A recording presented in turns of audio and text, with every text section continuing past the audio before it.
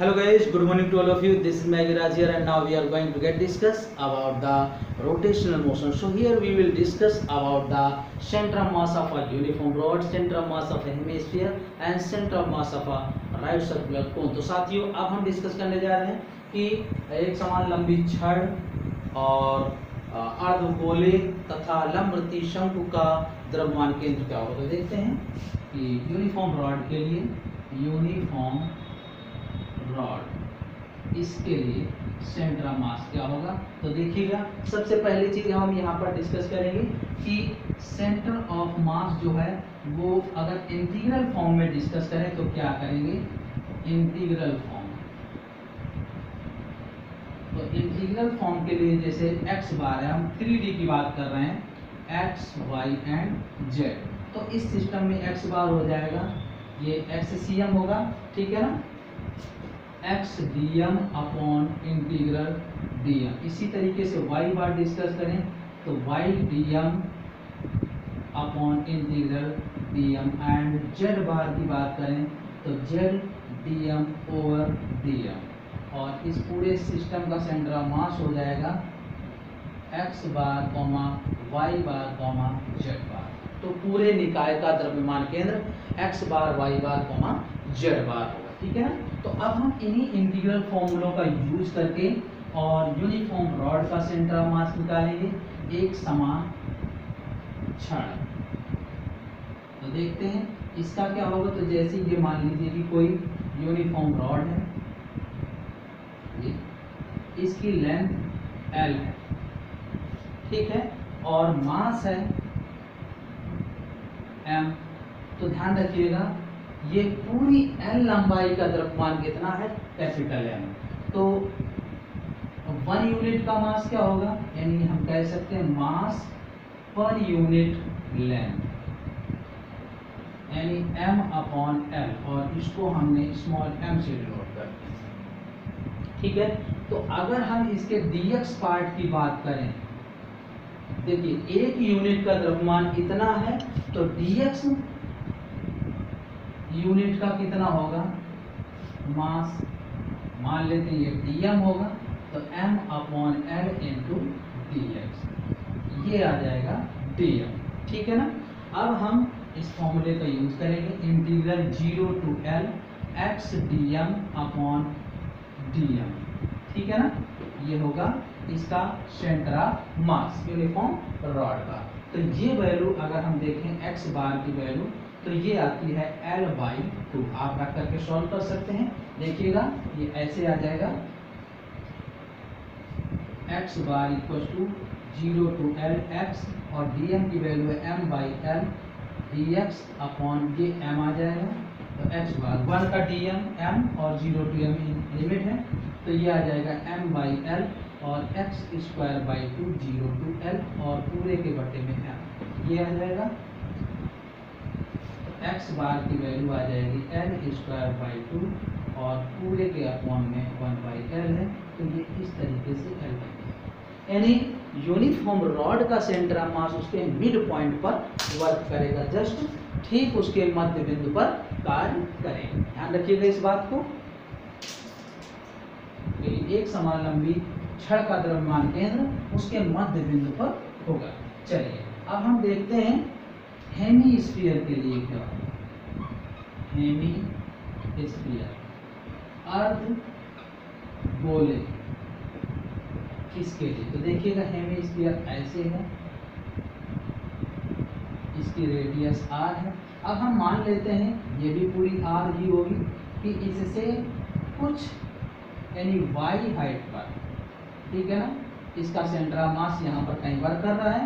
तो ये पोर्शन जो होगा ये ऐसा होगा, इसकी रेडियस अगर हम स्मॉल r मान लें तो स्मॉल r पोर्शन का ये इस तरीके से पार्ट होगा डिस्क टाइप का, ठीक है ना।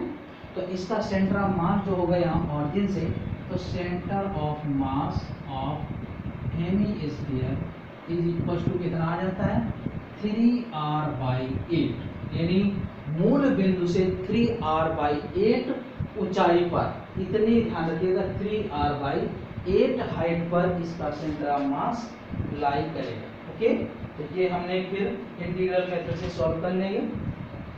तो ये हो जाएगा हेमिस्फीयर का सेंटर ऑफ मास यानी अर्धगोले का द्रव्यमान केंद्र। इसी तरीके से अगर ये राइट सर्कुलर कोन है, लंब वृत्तीय बेलन, इसके लिए देखें राइट सर्कुलर कोन के लिए तो ये इस तरीके से होता है कोन। मान लेते हैं इसकी रेडियस r है और ये हाइट इसकी h है, ठीक है ना। तो इसका जो द्रव्यमान केंद्र है मान लेते हैं कि ये A B C पॉइंट है, तो इससे ये h डैश डेप्थ पर वर्क कर रहा है, इसकी रेडियस मान लेते हैं स्मॉल r है। तो अगर ये एंगल अल्फा है तो देखिएगा जिसको मैं अलग करके दिखा रहा हूँ, ये r है और ये स्मॉल r है, ये अल्फा है, ये या मान लेते हैं इतनी वैल्यू y है और पूरी वैल्यू h है। तो tan अल्फा इक्वल टू हो जाएगा r upon Y equal to capital R upon h। तो अगर आपको कहीं y की वैल्यू निकालने की जरूरत पड़ेगी तो r h upon capital R आ जाएगा, या स्मॉल r की जगह है तो r upon h into Y, ऐसे निकाल लें, ठीक है ना। और इसका सेंटर ऑफ मास जो आता है वो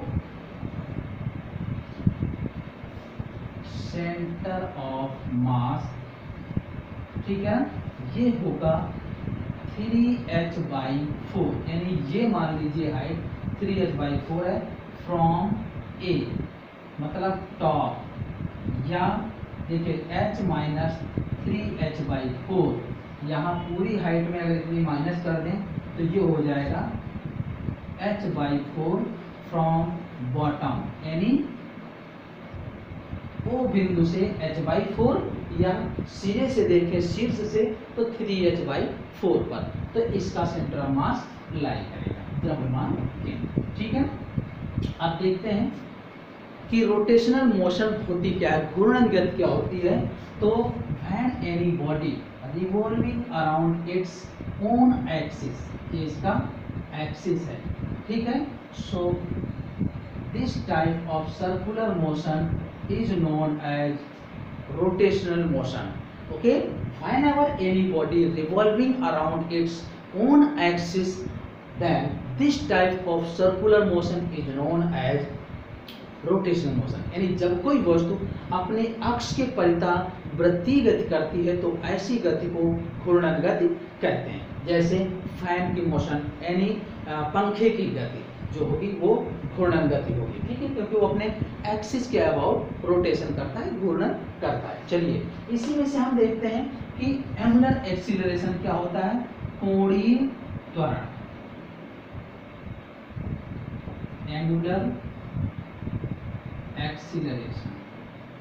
तो जैसे रेखीय त्वरण था, रेखीय वेग परिवर्तन की दर को त्वरण रेखीय त्वरण कहते हैं, ऐसे ही कोणीय त्वरण कोणीय वेग परिवर्तन की दर को कोणीय त्वरण कहते हैं। Alpha equal to D omega upon D T, और डी ओमेगा को आप लिख सकते हैं ω2 माइनस ω1, यानी ये कोणीय वेग में परिवर्तन है। तो कह सकते हैं the rate of change of angular velocity is called angular acceleration. Okay, कोणीय वेग परिवर्तन की दर को कोणीय त्वरण कहते हैं। The rate of change of angular velocity is called angular acceleration. देखिएगा इसका यूनिट हो जाएगा मात्रक, इसका होता है रेडियन अपॉन सेकेंड, और अपॉन में सेकेंड है तो ये दोनों मिल करके रेडियन पर सेकेंड स्क्वायर हो जाएगा, और इसकी डायमेंशन होती है t-2, और ये वेक्टर क्वांटिटी होती है, सदिश राशि होती है, ठीक है ना। तो ये है कोणीय त्वरण। अब देखते हैं रेखीय त्वरण और कोणीय त्वरण में क्या संबंध है। तो relation between A and alpha, तो देखिएगा रेखीय त्वरण और कोणीय त्वरण में संबंध। तो हम देखिएगा पीछे सॉल्व किए तो b equal to r into omega, अगर हम इसको डिफ्रेंशिएट कर दें विद रेस्पेक्ट टू t तो ये हो जाएगा dv upon dt r d omega upon dt। तो ये होता है a r और ये होता है अल्फा, तो a इक्वल टू क्या होता है r इंटू अल्फा। चलिए इसी के साथ हम डिस्कस करेंगे कि कोणीय गति के समीकरण क्या होते हैं। Motion, equation of angular motion.